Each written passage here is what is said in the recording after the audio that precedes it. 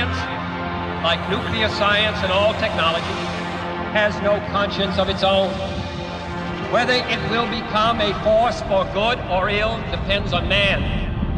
And only if the United States occupies a position of preeminence can we help decide whether this new ocean will be a sea of peace or a new terrifying theater of war.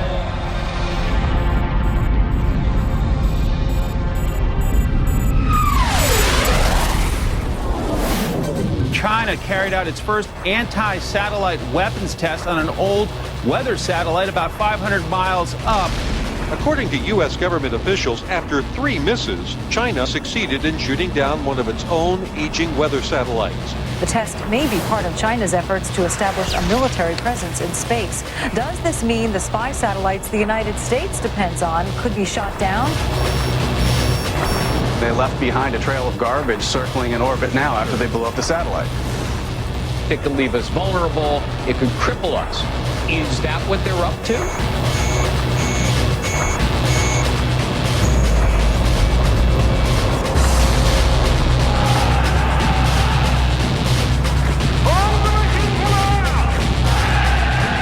There are nations out there who are hostile to us, and they are in space. The threat to our space security is real. Security in space is a vital national interest. The loss of access to space would threaten the very stability of our nation. If aimed at commercial satellites, and such an attack could bring U.S. business and industry to a halt. Today, China warned that a shooting war in space would affect everyone on Earth. Space could get more crowded, and we're going to need to have control and defensive measures. A treaty banning space weapons has failed. A space war is in the cards. Space is the backbone of our national security. There is no substitute, and there is no alternative to military dominance in space. This conviction should drive our course for the next 50 years.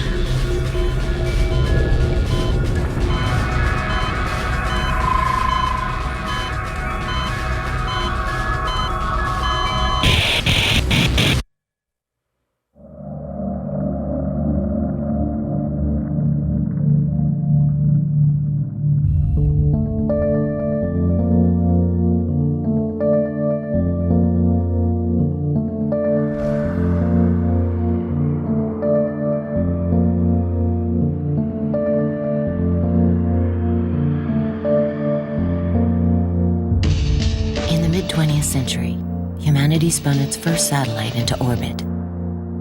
Staking this new frontier provided a new arena for war. Still, space is unscarred by battle, a sanctuary. But humanity's compulsion to dominate may ravage the expanse embracing our world, and the world itself. Whom can we trust to regulate our heavens?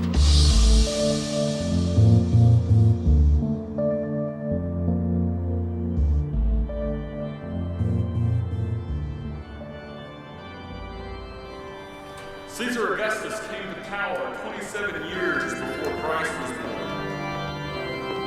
People in the Roman Empire lived better under Caesar Augustus than they had in any empire on earth during any previous time. Roads improved. Pirates no longer threatened ships on the high seas. Life was so good during this time that the period acquired a name. It was and is still referred to as the Pax Romana, which means the Roman peace. Another period of peace has acquired a name. It is called the Pax Americana, or the American peace.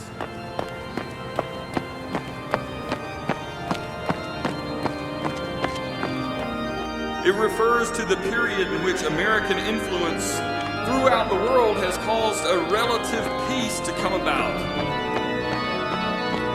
Nowadays, it seems the Pax Americana is threatened. Most of us only feel peace when we're not at war, but peace means the presence of a risen and alive Lord in your life. you may walk out every morning into a war zone, the Lord won't take you out of the valley of the shadow of death, but He will lead you right through it.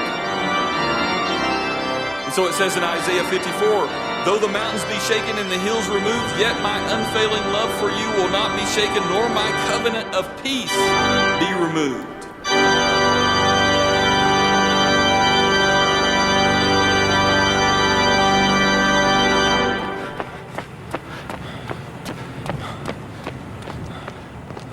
My name is Cadet First Class Colton Tuttle. I'm a cadet at the Air Force Academy. I graduate in 44 days, and I'm just hoping to do my part to make sure that everyone here can enjoy their freedoms.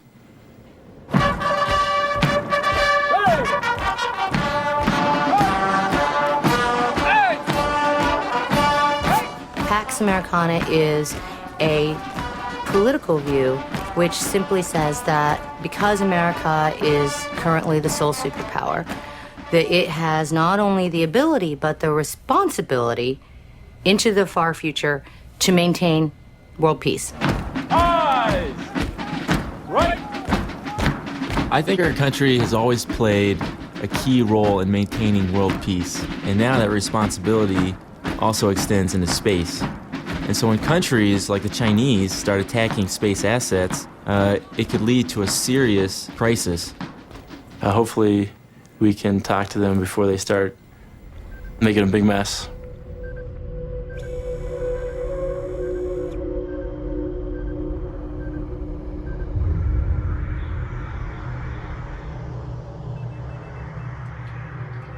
The United States, and particularly its intelligence services, worry about an attack on the United States that is not nuclear weapons, that is not chemicals, that is not biological, but is technological.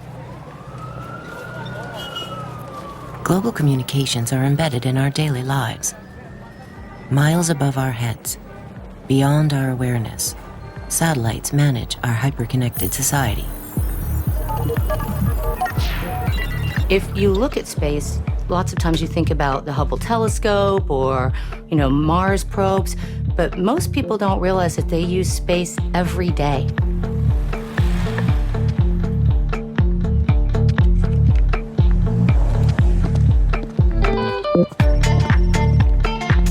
When you open your cell phone to make a call,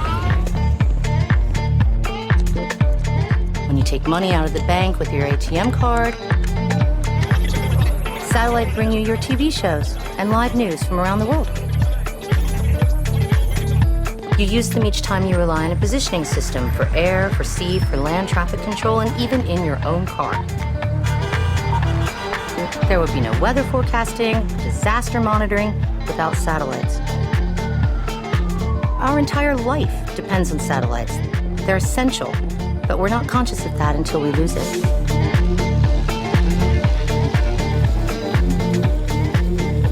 Today, at least 1,000 active satellites circle the Earth.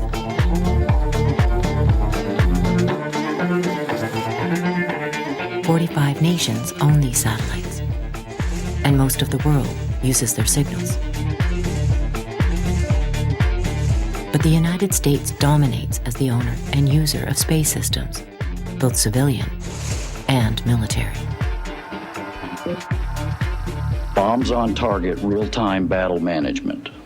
That's what we're about, and that's what we are able to deliver through space, air, land, and sea, and the capability of all of those to come together.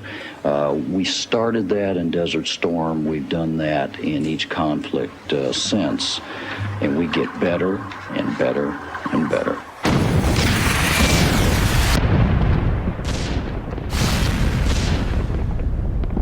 Since the first Gulf War, the use of space has become vital to all U.S. military operations.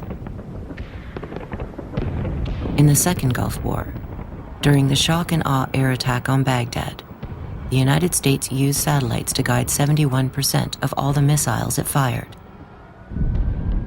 Space is the backbone of American military power. Or is it? Its Achilles heel. a surprise attack in space. This is the ultimate nightmare.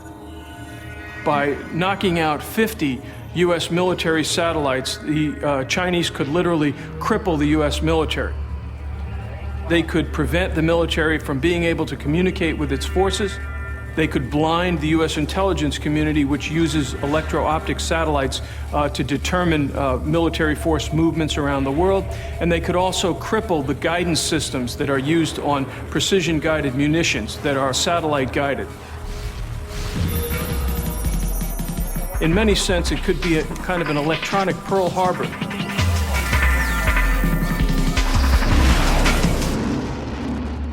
Without space, the U.S. would be unable to conduct any type of military operation in an effective way. There's a tremendous premium on the United States being able to prevent other people from attacking our assets in space and to ensure that we can continue to exercise full use of them and, if necessary, also to be able to deny others use of similar assets for their own purposes. The world has changed. As more and more countries develop a presence in outer space, the possibility of a space battle is no longer science fiction. Our new world requires new solutions. Meet U.S. Air Force Space Command. This elite force is America's eye in the sky, keeping watch over our interests high above the ground.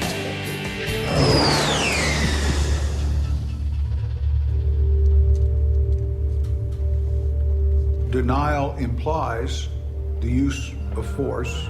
Weapons from space to the ground. As China recognizes that the military dominance of the United States is utterly reliant upon space. The United States is going to become the world's policeman. Does that title resonate with you? Do you have any reactions to that? Do you think it's accurate? If it were accurate, how would it play out? If you look at what was one of the first roles of the United States Navy when it was established was combating piracy. Absolutely. And if you look at potential commerce in space, law enforcement and things like that are going to be an important mission. As more and more countries start using space for security purposes and military purposes, sooner or later they're going to collide, and sooner or later space will become another arena for warfare, for good or bad, and the same kind of ethics that we apply to military force and the other environments will apply to space. You can obviously stretch any analogy to the breaking point, but the space-sea analogy, I think, is one of the more useful.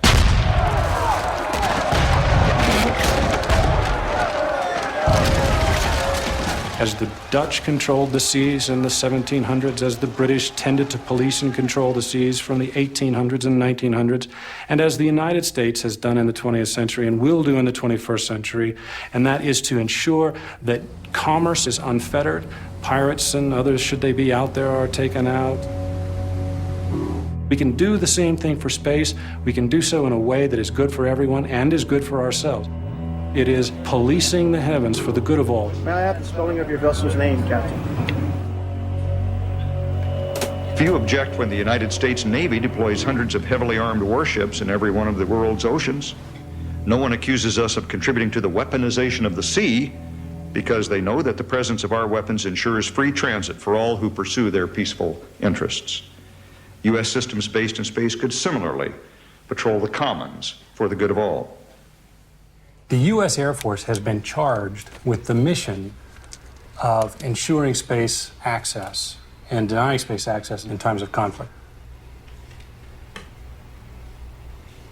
Can the United States Air Force do this mission without weapons?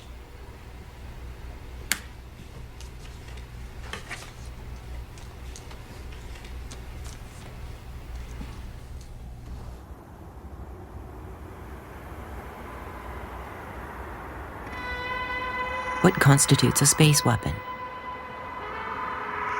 How much do we know about the ability of the United States to police the heavens and deny access to others? Starfire has been used primarily in the past to do research on satellite tracking.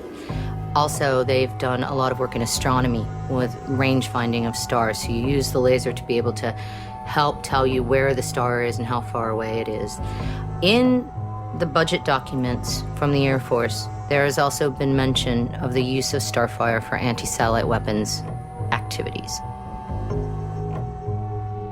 The Air Force told Congress that it had no intentions of using Starfire for anything related to anti-satellite weapons.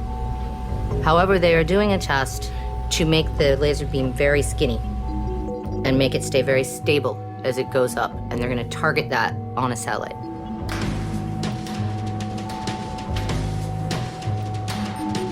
If you're tracking a satellite, you don't need a very skinny laser beam. In fact, you want kind of a wide one because you want to make sure you catch it in the view, right? So many of us here are concerned that this kind of a test is actually an anti-satellite weapons test in disguise.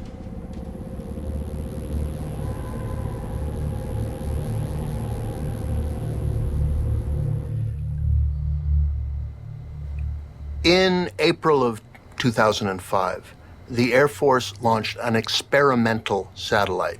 Its name was the XSS-11. Theoretically, this experimental microsatellite has the ability to disrupt other nations' satellites.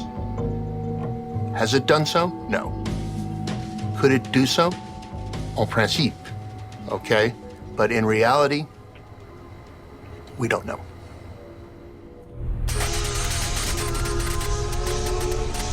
One of the things that I think people need to know is that most technology that's used in space can be used either for weapons purposes or it can be used for totally benign, good purposes.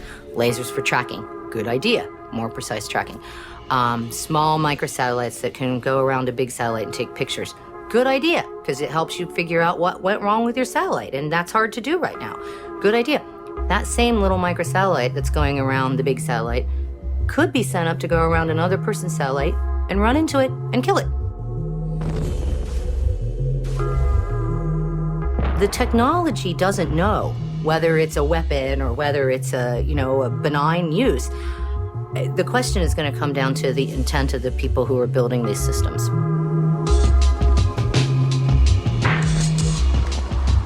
How can we discern peaceful or hostile intentions for any system projected into space? How can we know that the weaponization of space hasn't already begun?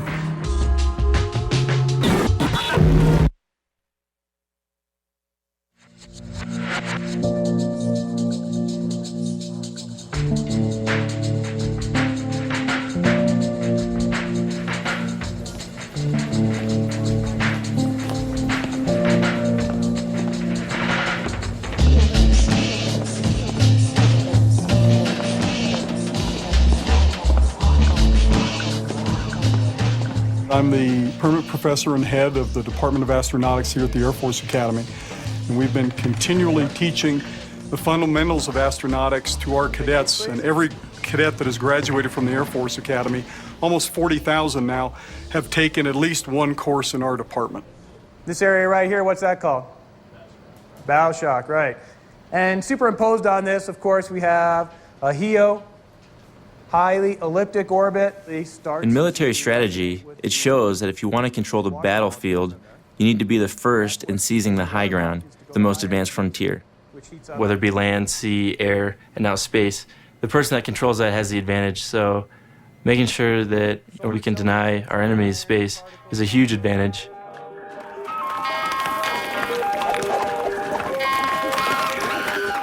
Military forces have always relied upon high ground technologies to gain advantages.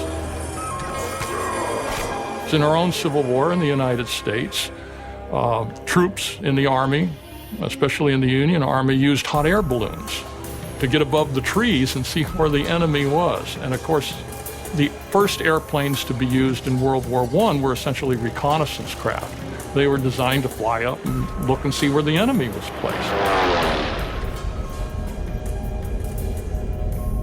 Space then has been called the ultimate high ground, and the advantage to the state that can seize and maintain the high ground is the same as holding the high ground throughout history, whether that was a hill, a mountain, or in the latter half of the 20th century, the air space. September 6, 1944.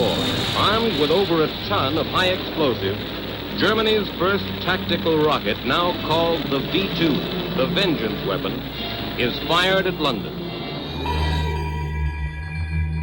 Hitler's army pioneered the new high ground with the V-2 rocket. Vengeance Weapon 2 was the first man-made object projected through space, en route to targets in Europe.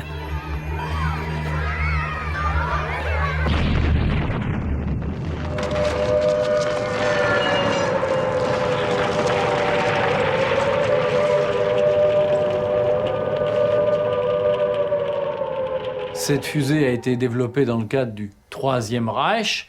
Elle a été utilisée par les armées nazies.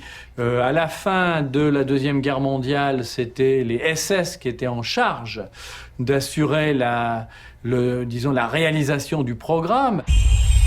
Les travailleurs qui étaient là, pour une bonne partie, étaient des travailleurs des camps de concentration, avec un des pires camps de concentration de la Deuxième Guerre mondiale, qui est le camp de GUERRa.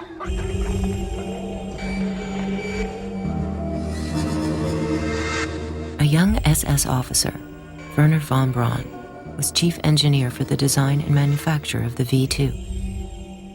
This first ballistic missile sparked the interest of a rich patron beyond Germany.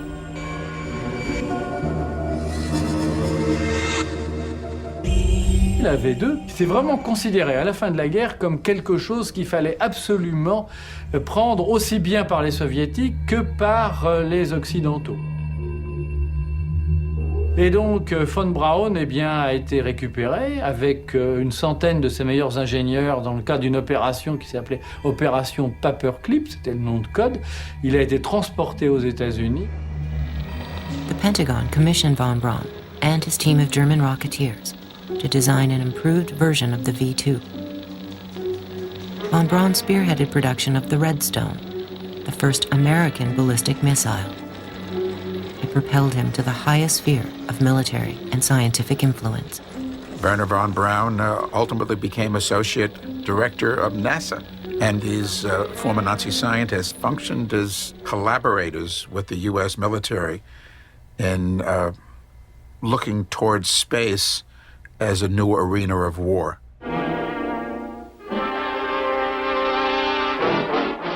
Gentlemen, will you please take your seats so we can begin today's conference? I take a great deal of pleasure in presenting to you today as our guest speaker, Dr. Wernher von Braun. Gentlemen, the conquest of outer space is the greatest technological challenge of the age in which we live. On the right side of this picture, you see a large wheel-shaped space station. This, of course, offers tremendous possibilities to reconnaissance, and both in the civilian sense as in the military sense. These Nazi scientists, these Nazi space scientists that came to this country under Project Paperclip, developed schemes to essentially control the Earth from space with space-based weapons. It seems even feasible to use such a platform in space as a base for the bombing of objects on the ground. And it is my opinion that such bombing could be carried out with an unprecedented accuracy from such a station. La plupart des ingénieurs allemands qui ont été ainsi, qui sont partis ainsi aux États-Unis, ont été pendant quelques années considérés avec une certaine suspicion, mais ensuite ils sont devenus citoyens américains et ils ont joué un rôle dans le développement de l'espace aux États-Unis, moins des missiles, et von Braun, donc, plus tard, est devenu le grand responsable de la construction des fusées géantes Saturne. Then, October 4th, 1957, Russia shocks the free world. The USSR hurls into orbit the world's first Earth satellite, Sputnik 1. The Soviets are now the unquestionable leaders in the race for space. we've been assigned the mission of launching a scientific Earth satellite. I promised the Secretary of the Army that we would be ready in 90 days or less. Let's go, Werner. 10, 9, 8, 7, 6, 5, 4. Werner von Braun met the U.S. military's 90-day deadline. His modified V-2 launched the first American satellite into orbit. The space race was on. News is flashed of the long-awaited event. America has her satellite in orbit.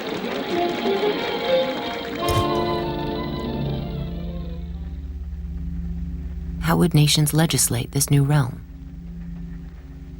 Well, I joined the American Diplomatic Service in 1958, and I was assigned to the United Nations Political Office, and I was 22 years old. I was the youngest Foreign Service officer in the State Department, and they said, why don't you handle the multilateral aspects of our space program? We just put our first satellites into space, and they said, you're in charge.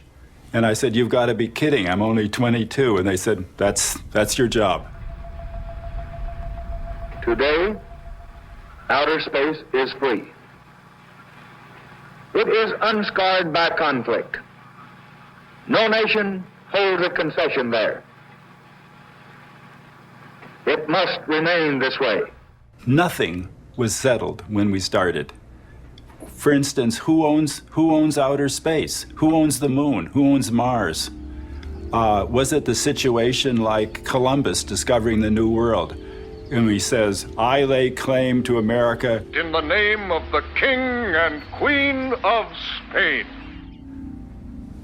Could we do that? Could the Russians do that? So that was a big question. And the other question is, are we going to use outer space for peaceful purposes or for military and aggressive purposes? We must develop new concepts which enable us, let's say something like 10 years from now, to land parties on the moon to decide whether we want to have a base on the moon for scientific or military purposes. And we thought to ourselves, can't there be one part, one sector that is free of weapons? But when it got to the peaceful uses question, I ran into the Department of Defense, and they said, no, we don't want to give up the idea of putting weapons into outer space. We'll go along with not having weapons of mass destruction in outer space, but we're not going to sign on a treaty where we can't put up weapons.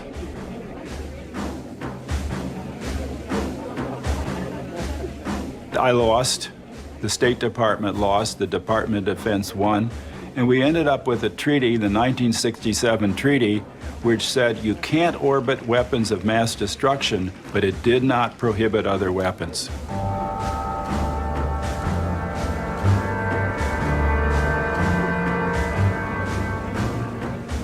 World leaders, compelled by the influence of the Defense Department, endorsed the militarization of space.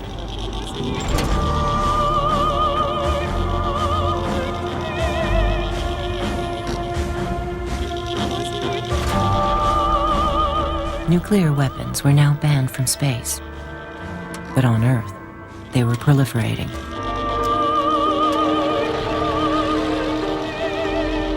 With both sections of this divided world in possession of unbelievably destructive weapons, mankind approaches a state where mutual annihilation becomes a possibility. Earth satellites, in themselves, have no direct present effect upon the nation's security. However, there is real military significance to these launchings. Dreading nuclear attack, the U.S. and USSR longed to know the position and power of its enemy stockpiles. Each dispatched satellites to spy, day and night, over the other's arsenal. The military contest to occupy the ultimate high ground had begun. The United States plotted the next step to weaponize space, covertly, in the early 80s. June 12, 1982. There was a huge demonstration in New York City that day. Almost 1 million people were protesting against nuclear weapons. At that time, the height of the Cold War between the United States and the former Soviet Union. I watched it on television. And after it was over, they cut away to a right-wing conference.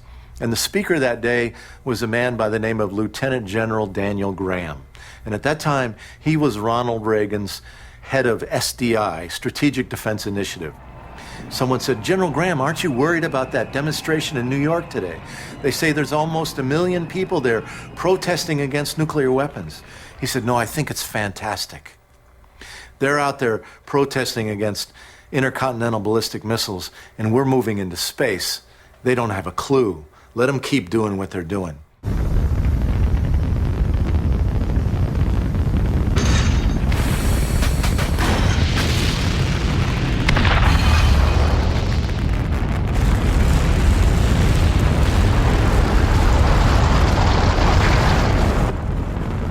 What if we could intercept and destroy strategic ballistic missiles before they reached our own soil or that of our allies?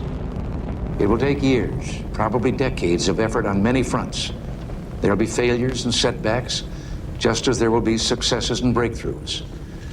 But isn't it worth every investment necessary to free the world from the threat of nuclear war? My fellow Americans, tonight we're launching an effort which holds the promise of changing the course of human history. I ask for your prayers and your support. Thank you. Good night. When I joined the staff of the Committee on Armed Services in the U.S. House of Representatives back in 1985, my first assignment was to investigate and oversee the Strategic Defense Initiative. This was President Ronald Reagan's Star Wars program. This new national strategy represents a break from the dangerous policy of mutual assured destruction. In Ronald Reagan's version of Star Wars, the new space shuttle would deploy the force. When our reconnaissance systems verify a Soviet launch, U.S. interceptors are fired as Level 1 defense goes into action. Batteries of orbiting weapons would be poised to defeat a nuclear attack before it reached U.S. airspace. At the time, the prevailing view was that this was going to work, that the technology was almost in hand, and that this was going to change everything. I remember the briefing I got from my staff director who said not just anti-missile systems, but all major weapon systems were going to move to space, that space was the new high ground. Even then we talked about it in that way, where all major military operations were going to be by the end of that century. It was a debate of stellar proportions. The nation's #1 stargazer versus the Pentagon's chief of Star Wars. It cannot protect the population of the United States. It can be, by the Soviets, overwhelmed, outfoxed, underflown. I, for one, am not willing and able to just accept the idea that it can't work. Most Star Wars plans proved too fanciful and went no further than animations devised for publicity. But the U.S. military stayed committed to Star Wars. As the U.S. became the sole superpower, the Pentagon maintained its plan to use space weapons against enemy attacks. Star Wars resurfaced in the early 21st century under a new name: missile defense.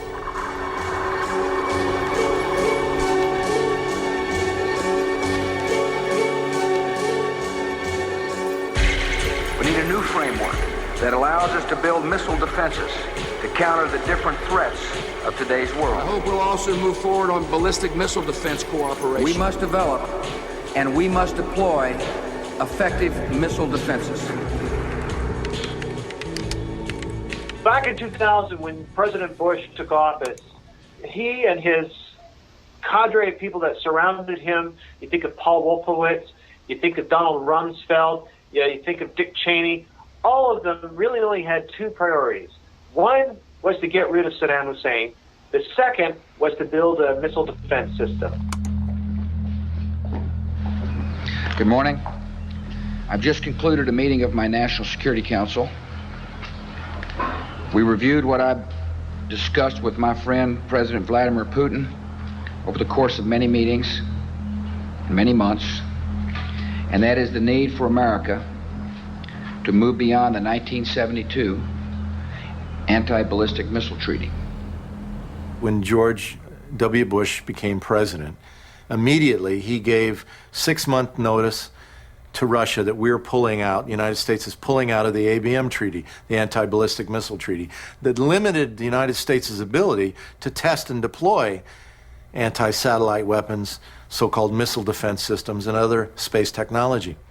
At the Pentagon today, a warning that space will become the next big battlegrounds. To meet the challenge, Defense Secretary Donald Rumsfeld is making space a top Pentagon priority, putting a 4-star general at the head of a new Air Force Space Command to take charge of all military space activity, including any new anti-missile defense. Pay careful attention to promoting our interest in space. Pentagon officials say it's the first step toward eventually putting weapons into space. Mr. Secretary, the budget proposes spending $8.3 billion on the full range of ballistic missile defense programs. This is an increase over last year of nearly 60%, or $3 billion. It is a lot of the taxpayers' money. On the other hand, the President intends to have ballistic missile defense to protect the population centers of the United States as well as of our friends and allies and deployed forces. I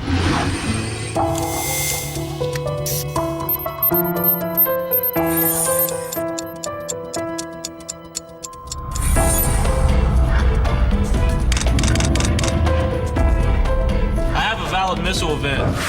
I agree, that's a valid event. You have 2 for track 0001. Today's Air Force fights missile defense war games, in which so-called rogue nations attack American cities. Possible impact in San Francisco, sir. In reality, who would launch such attacks against the USA? The interesting thing is that the threat is actually shrinking, not increasing. The ballistic missile threat is declining. There are far fewer ballistic missiles in the world now than there were 15 years ago. There are fewer countries with ballistic missile programs. There are fewer hostile countries to the United States with ballistic missile programs. When you look at it, it really comes down to a handful of states whose programs we worry about, North Korea and Iran, basically, and they only have medium-range missiles. That is, they can't reach the United States.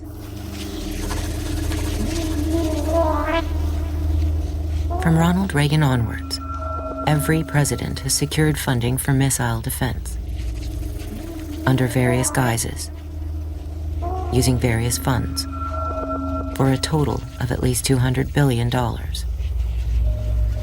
Are U.S. taxpayers getting what they pay for? It's a con. It's a con. Missile defense is the greatest fraud in the Department of Defense, and believe me, it's had a lot of competitors. I really believe this. Missile defense is the longest running fraud in the history of the U.S. Department of Defense.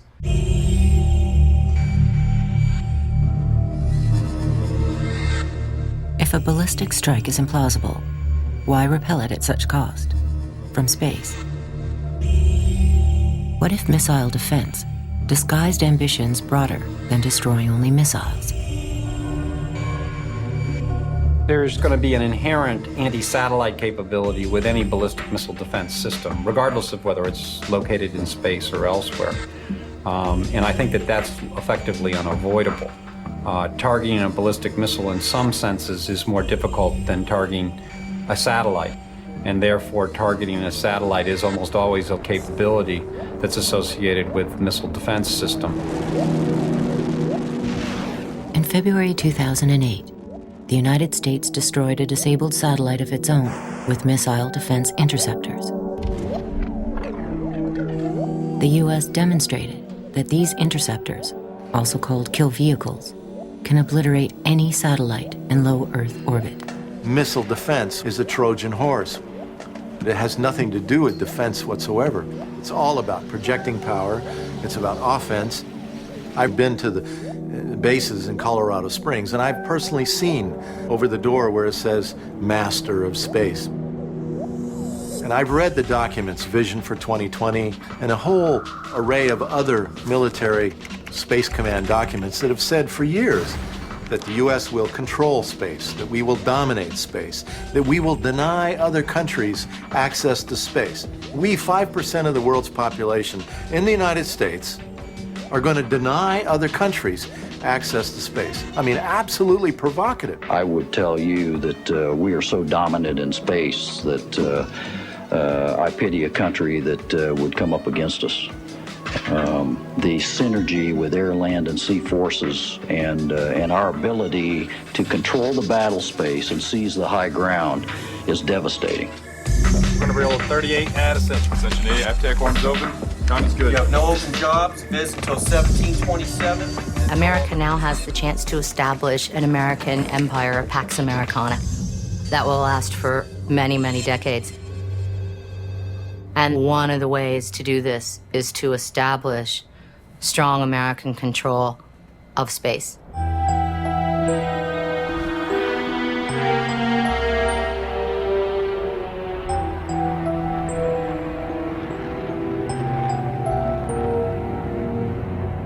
By advancing space weaponry, the United States nurtures its economy and its sphere of control. It guards interests at home and to the outermost frontiers, in the tradition of empires. If you look at history, countries, including the United States, had to at first develop armies to defend themselves. So the United States needed an army to defend itself against the indigenous population who we were exterminating as we expanded across the national territory, and to defend ourselves against Mexico, and we stole half of Mexico, and so on and so forth. For that, you needed armies, and also intervention, and so on. And then countries also developed navies, like the British had to develop a navy to defend themselves against people in India and Africa, and so on. And as they describe it, they're pretty frank about it. They say they had to develop navies to protect commercial interests and investment, and same with us. And now there's a new frontier, space, and we have to move on to control space in order to protect commercial interests and investments. Welcome to the future. The place you go when you say, here's to bigger profits, better business, brighter prospects, and a bottom line that just won't quit. Think big. Big tax advantages, big business opportunities, big profits. And the hottest Fortune 500 industries in the world are taking advantage of them. Which means whether you're looking to relocate, expand, or conquer the known universe with your own special vision of the capitalist's dream, they can help make it happen. Please welcome Creator of Air Force Base, General Kevin Chilton. It's nice to be here in Colorado Springs for this great gathering. I think it's fitting that we're here in Colorado because I know it was 25 years ago when the first commander of Air Force Space Command stood up the flag here, General James Hardinger. He said that Colorado Springs would become the nation's military space capital, and indeed it has.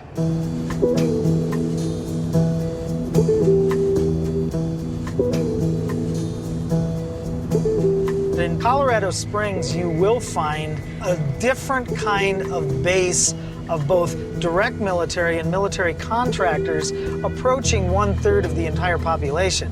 And when you think about it, that is a big number.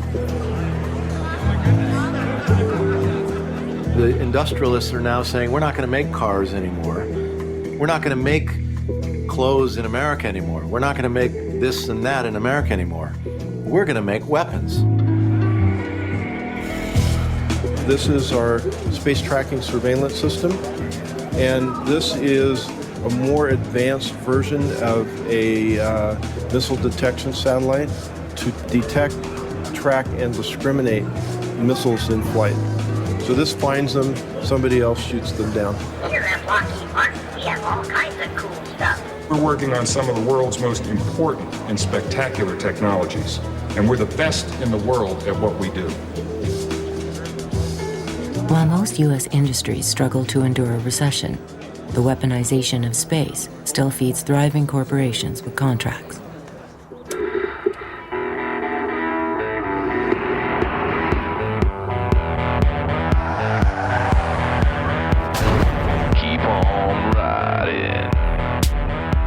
here on our right, we see one of the new guys in town, SI International.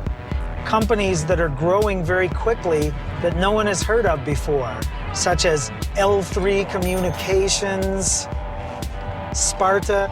These are names that are not familiar names to people, and yet they are the new strong players in military contractors.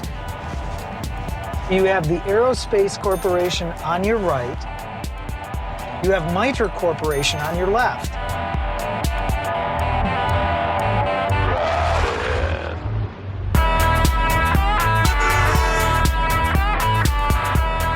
As we cross over here, you will see a Lockheed Martin plant.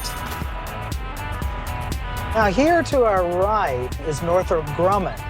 Northrop Grumman has always been a big contractor, but a couple of years ago, it bought out TRW Corporation.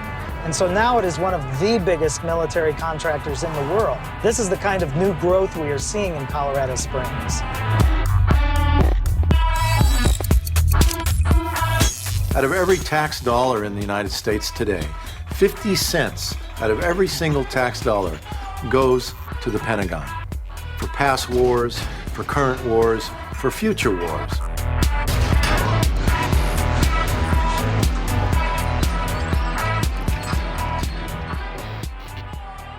We are being made into a warrior culture, if you will.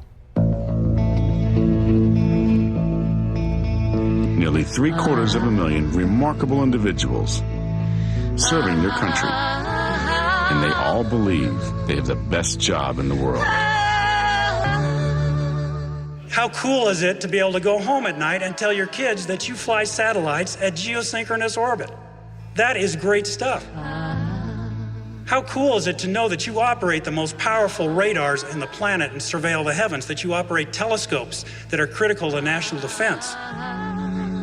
How cool is it to tell people that you are responsible for maintaining nuclear missiles on alert for the defense of this country? This is a cool business that we are in. Join us. America's Air Force. No one comes close. This is our larger laboratory, and off to this side we have freshmen or first-year cadets working on components of our Falcon Sat 5 satellite that we're in the process of designing, and we'll be testing those at Kirtland Air Force Base in New Mexico. Since I was a kid, I've been fascinated with aviation and space exploration. So after high school, I started looking at colleges, and the Air Force looked really cool because I could learn about space technology and satellite design. So the Air Force Academy was just the natural choice. Freeze it! Freeze it! Pops!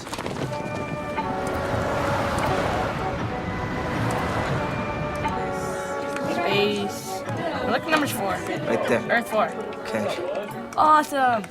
We're at the Air Force Starbase La Luz Academy at Kirtland Air Force Base, and we've got students working on a engineering piece of software to design a space station. So if they were trying to present their model to somebody to buy or to be excited about. Oh, that's cool. There are all kinds of stories across the country now where young people in their schools are being indoctrinated at very young ages in this warrior culture and in new space technology. Each year, over 50,000 children are educated in space technology at military bases in most states across the U.S. The Pentagon takes a long-term view, seeking to enlist generations of youth in richly subsidized aerospace careers. It's extremely important for us to have students learning about science, technology, engineering, and mathematics. As our workforce continues to age, we need to make sure that we have young people in the pipeline that are interested in filling those career slots that our current scientists and engineers are in.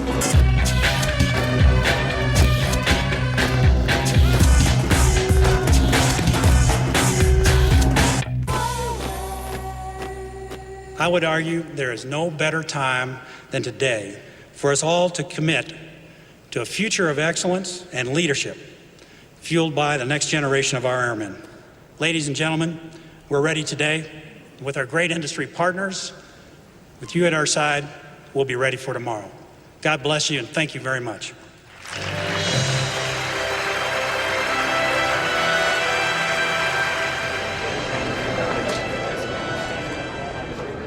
The Pentagon has said that moving the arms race into space will be the largest industrial project in the history of the planet Earth. They can't take any chances. They have to have an enemy. They have to make the people afraid. Someone's going to attack us with nuclear weapons. We've got to have missile defense in order to protect us from attack. Iraq, one of the rogue states, Iran, North Korea, and now they throw China into that equation.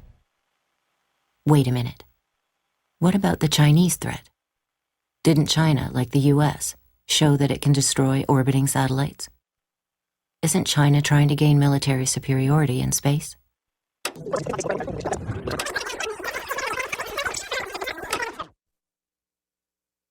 The threat to our space security is real. Kind of an electronic Pearl Harbor that could only be aimed at the United States. There are individuals who are hyping the Chinese threat, saying that it's imminent, that it's aggressive, that they plan to launch a preemptive, massive attack on U.S. space systems in the Pacific, which they call a space Pearl Harbor. And they often look for these stories, these sensational stories in newspapers or tabloids, and these publications tend not to be very reliable. For example, this Parasite satellite story, where a Hong Kong tabloid published a bit of information it got off of a Chinese website, and then this made it into U.S. Pentagon reports to Congress. And nobody ever bothered to figure out if this original Chinese website source was credible or not. And as it turns out, the person who was posting this, it was on his personal web page, his sort of own personal blog. And he was really just sort of making it up. And if you look at all of the other things on his site, which include things like pictures of, scantily clad women and sensational photographs of secret weapon systems, he's clearly not a credible source of information. They didn't bother to trace the information to its source, which took us about 6 hours to do. For the last 3 years, the Pentagon has been trying to make China the new boogeyman, and China unwittingly played into the United States' hands with its anti-satellite test.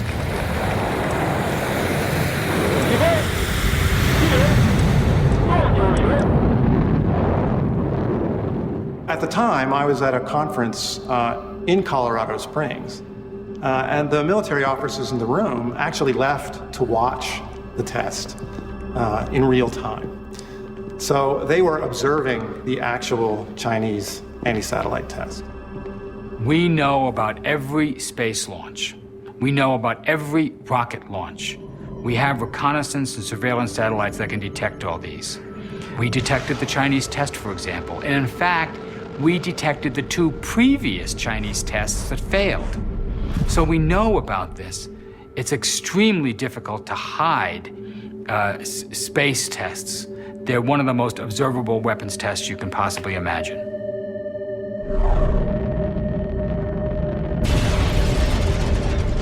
What was the point of China's display of destruction? The reason is simple. They want to give you a signal, a warning. So the warning must be known by the other side. In effect, the Chinese were saying, okay, you want to be dominant in space? You deal with us. China intended to alert the world to U.S. plans for military dominance of space. And China warned, it will confront that ambition. It is able and willing to destroy U.S. weapons in space.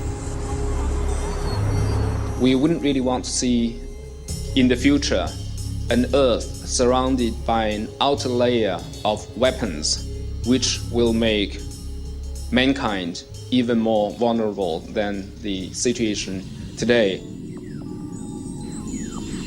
China offered a preview of the deadly contest that would start if the U.S. positions weapons in space. How close is that risk? The U.S. military is developing what the Air Force in particular has called prompt global strike. That is basically, currently we have nuclear missiles that could strike anywhere on Earth within 30 minutes.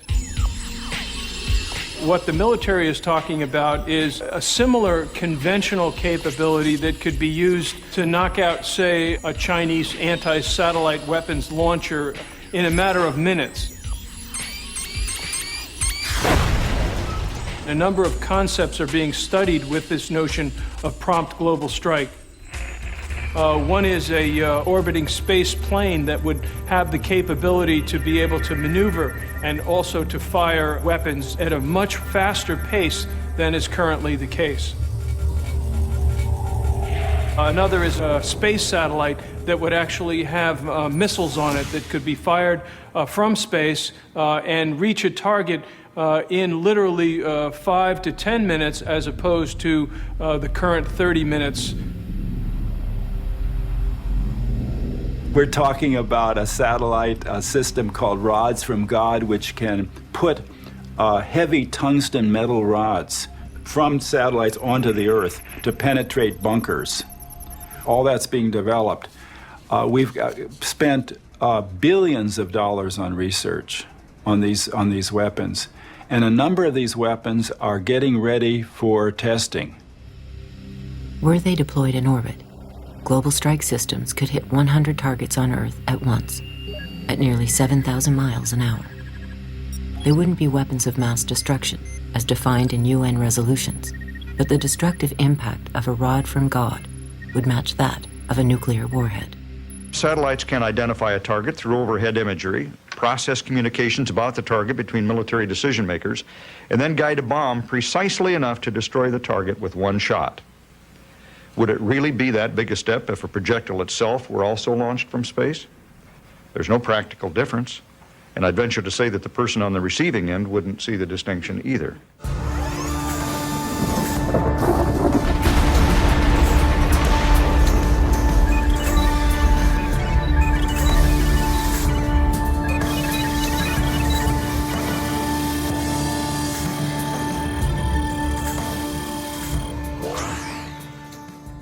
In the high-tech field, there's a notion called normal accident.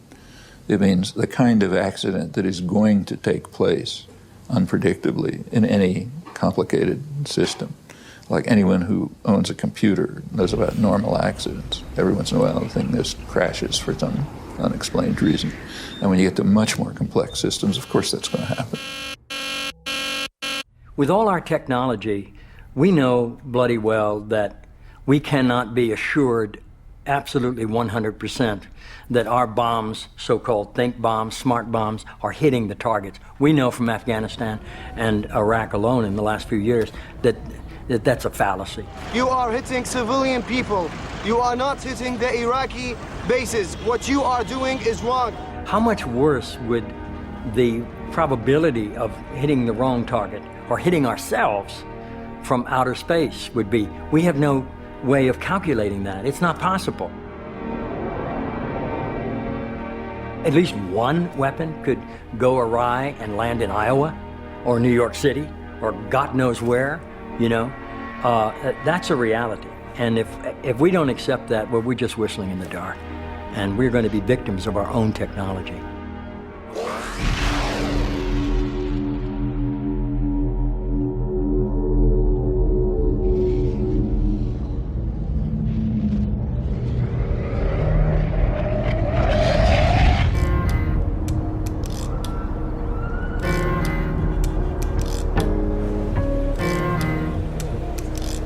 The rest of the world understands that the U.S. is planning to militarize space, of course.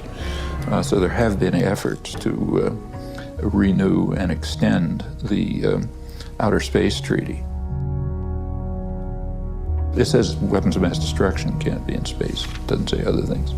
And there have been attempts to renew it, just to affirm it and to strengthen it. The U.S. blocks it every year.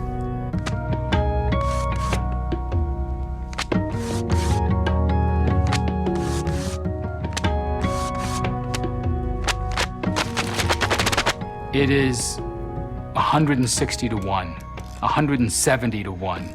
The United States is the only nation actually voting against this. We're isolated on this issue.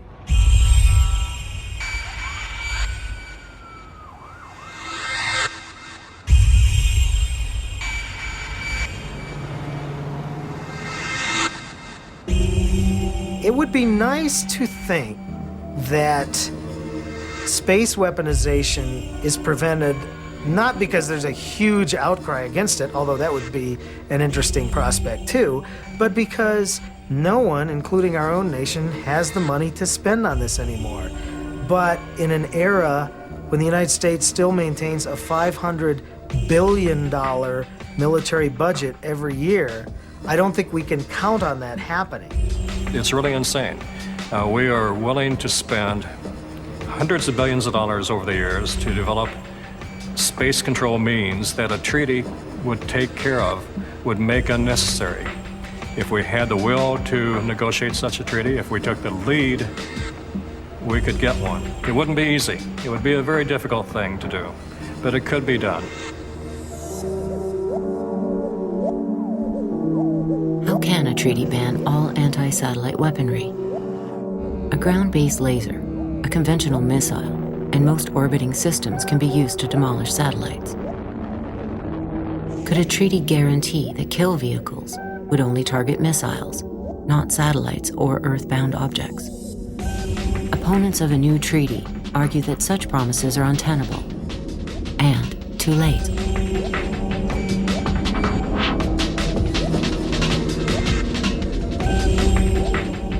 Weaponization of space has happened a long time ago. This idea that it's a pristine environment, that if only we stop where we are right now, all will be well, is simply nonsense. And it's even more foolish to think that somehow we can stuff this genie into a bottle. We do indeed need a United Nations treaty. This is not enough. This is only step one. Step two says, okay, space has been militarized. There are military networks in space. Many of them, like GPS, are useful, but we should work on international treaties to make those military space networks used for multilateral purposes. Do I think that's going to happen? I'm very doubtful, but I have to keep hoping and believing that there is a prospect for that.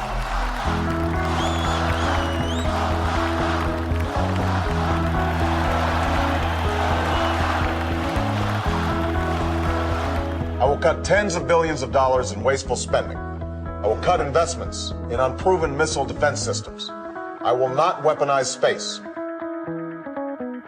Those fearing the weaponization of space could find hope in Barack Obama's election. As soon as he took office, the White House announced it would be seeking a worldwide ban on weapons that interfere with military and commercial satellites.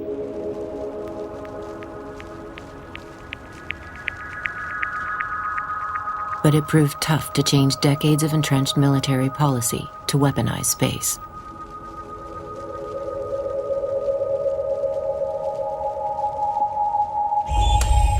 Obama's 2010 defense budget requested close to $1 billion that was applicable to space warfare systems. It included a new program called Offensive Counterspace, which the Pentagon defined as offensive measures to disrupt, deny, degrade, or destroy any adversary space capabilities.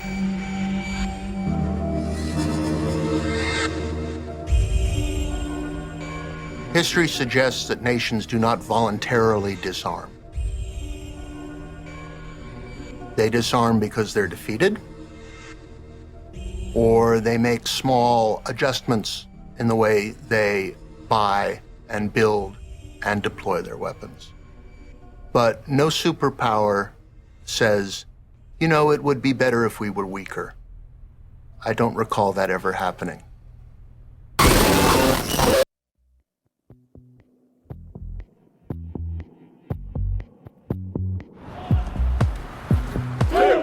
Yeah! 3, 4, 5, 6, 7, 8, 9,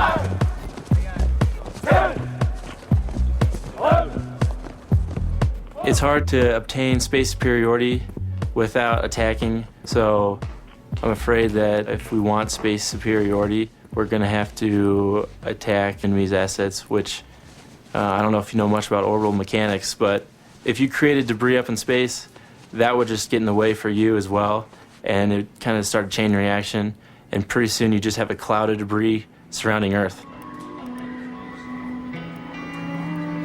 About 600,000 fragments rush through space at 10 times the velocity of a rifle bullet.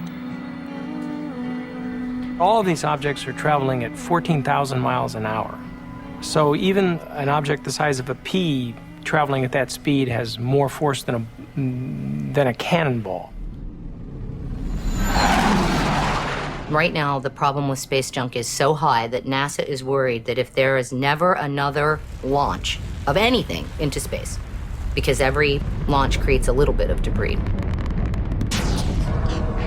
In 50 years' time, certain orbits will be so polluted that nobody can operate there, because the stuff that's already up there will start breaking up and creating more and more clutter.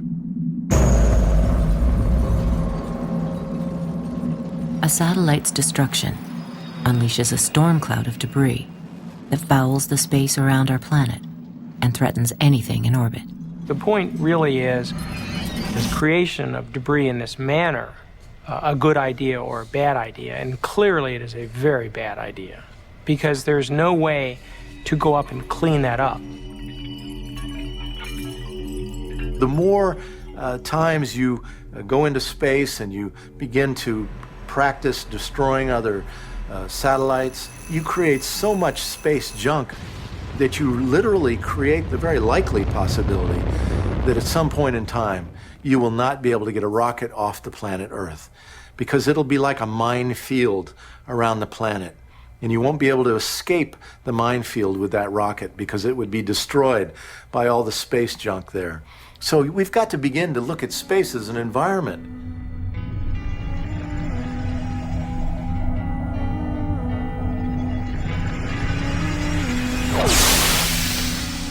We have several $100 billion of investment in the peaceful uses of outer space. I'm talking about weather satellites, positioning satellites, scientific satellites. The entire world communication network is all satellite-oriented. All this incredible investment from the United States and from the European Union and Canada and other countries like this, all this is completely at jeopardy if we start putting weapons in outer space. How would our world change if we lost the use of satellites? Day 1, 6:15 a.m. Communication satellites hovering over the Americas fall mute. Over a swath of the globe, GPS coverage collapses. Atomic clocks on GPS satellites can't transmit Universal Standard Time. The synchronization of massive infrastructures snaps. 350 million cell phones are disabled. Hundreds of millions of internet connections vanish. Around the world, card payments and bank accounts freeze. Billions of dollars are sucked from industries and businesses, triggering a financial crash. News services are crippled. City streets reliant on GPS for traffic management are in chaos. Electrical grids lose synchronization. Wide zones of continents are blinded by blackouts. Coast guards are deaf to ships' distress calls. Dozens of aircraft are missing. Air traffic controllers are fighting panic.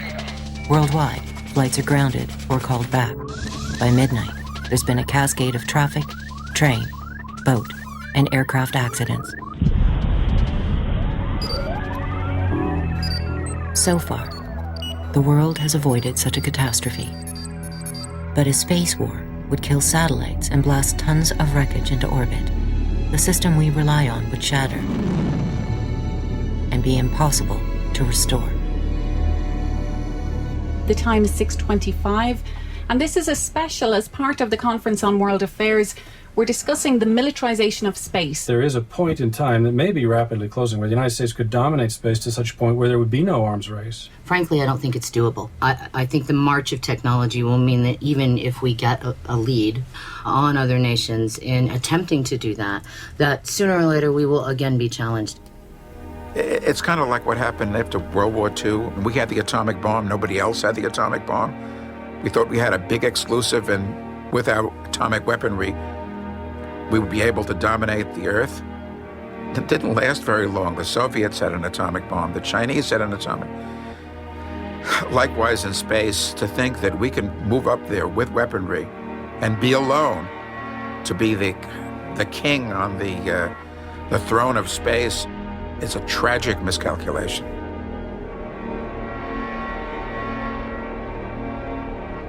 Tout le monde trouve que l'idée de faire de l'armement de l'espace est une idée dangereuse à terme qui ne pourra qu'inciter d'autres pays à leur tour à participer à cet armement spatial. India has been discussing whether or not it needs to build its own anti-satellite weapons. You can be sure if India does it, Pakistan will be thinking about it in a heartbeat as well. Israel has also been discussing this issue. So what you see now is the potential for a domino effect. Few nations will willingly submit to U.S. supremacy in space. Some will try to topple the U.S. Others scramble for a foothold. Enemies will vie in leaping ahead. Stable and unstable nations will be dragged into the race. The European Union opposes the weaponization of space. But for how long? Si les Américains continuent de placer des armes, non plus des satellites militaires, mais des armes dans l'espace, il va peut-être falloir qu'on y réfléchisse et qu'on envisage au moins les moyens de se défendre ou de faire face, alors on ne dit pas à la menace américaine, mais à l'éventuelle course aux armements qui pourrait en découler. Russia would plunge into the contest. It has committed to destroying any weapon the U.S. positions in orbit. If Americans deploy space-based anti-ballistic missile defenses, then could you imagine interceptors based on space stations, military stations, would overfly territory of Russia or territory of China? That would be considered as quite unacceptable, I think, for Russians.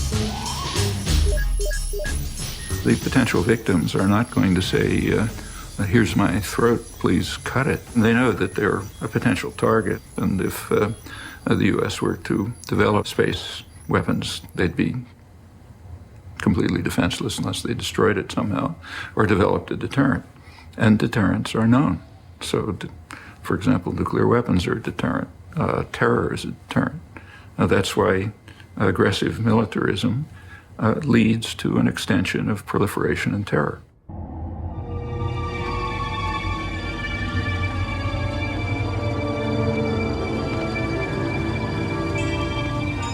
«Звездные войны», как известно, уже не фантастика, а реальность еще в середине 80-х годов.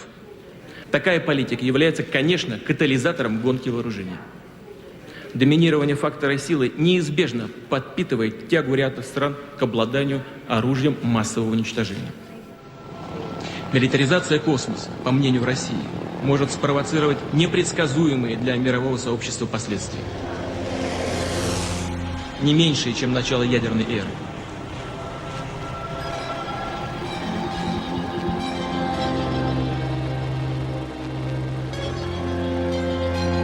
During the Cold War, humankind feared that in a series of blinding flashes, the world would become an untended graveyard.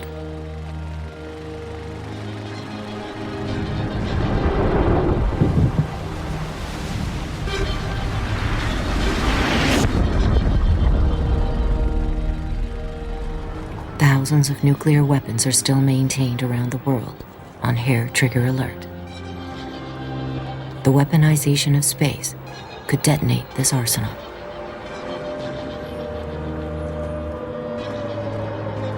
So any anxiety induced by putting weapons in space or launching weapons from space down to Earth could induce, by accident, by human fallibility, by design, by terrorist takeover, the launching of up to 9,000 hydrogen bombs, inducing a short ice age and the death of most creatures on the planet. We're on the edge of the nuclear precipice, about to be annihilated.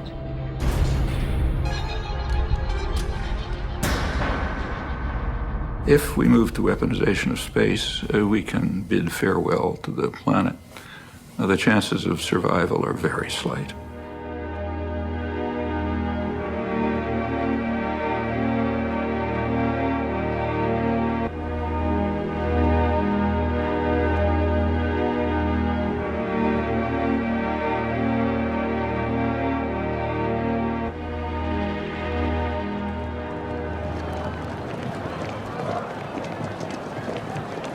When you, all your life, have been told that America is an exceptional nation, that we are different from the rest, when you're told that all your life, you begin to believe it.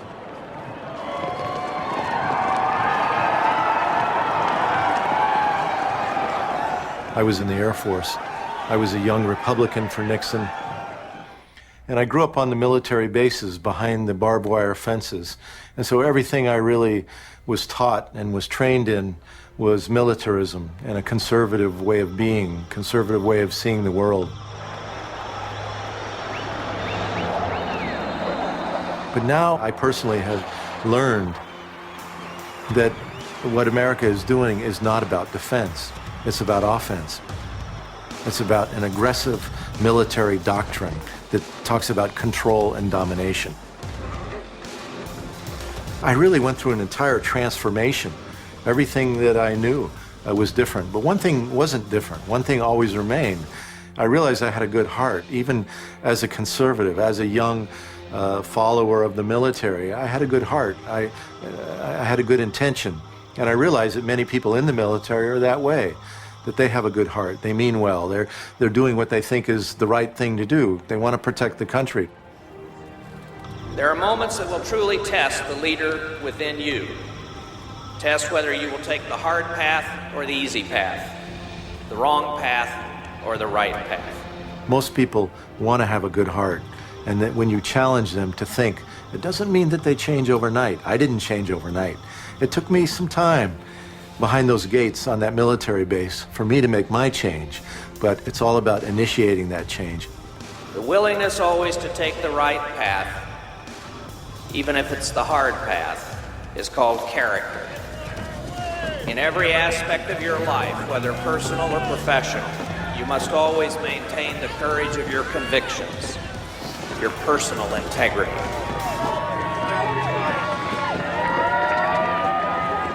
We're living in a very, very dangerous time, and there's hardly any alarm in this area across the board. I mean, people are just, they're so inundated with so many things, you know, just making a living, just getting through the day, just trying to remain sane in all this insanity that's going on, that it's hard to get their attention and saying, wait a minute, I know you think it's bad. I got news for you. It's a lot worse.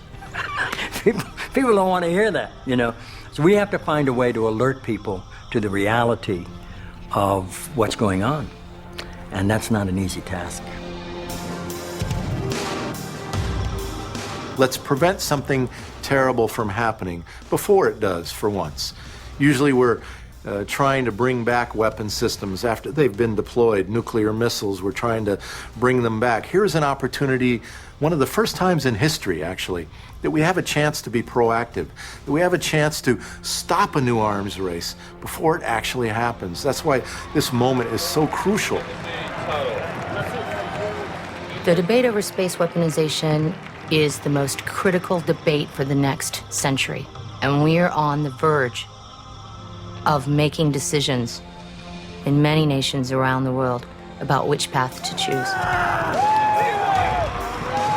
Congratulations, and may God watch over all of you and these United States.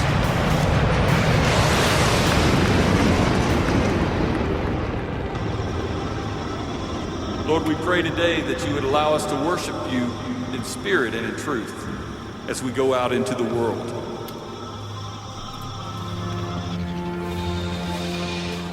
Can the high ground that nations seek be the moral high ground? Or are we doomed to pursue only the high ground of military advantage? Many nations are showing themselves unwilling to find global peace under the command of one. Can the U.S. show leadership rather than strive for supremacy? Rather than insisting on a Pax Americana, can the U.S. steer a union of nations towards a Pax Universalis, a peace for all the world? In Christ's name we pray. Amen.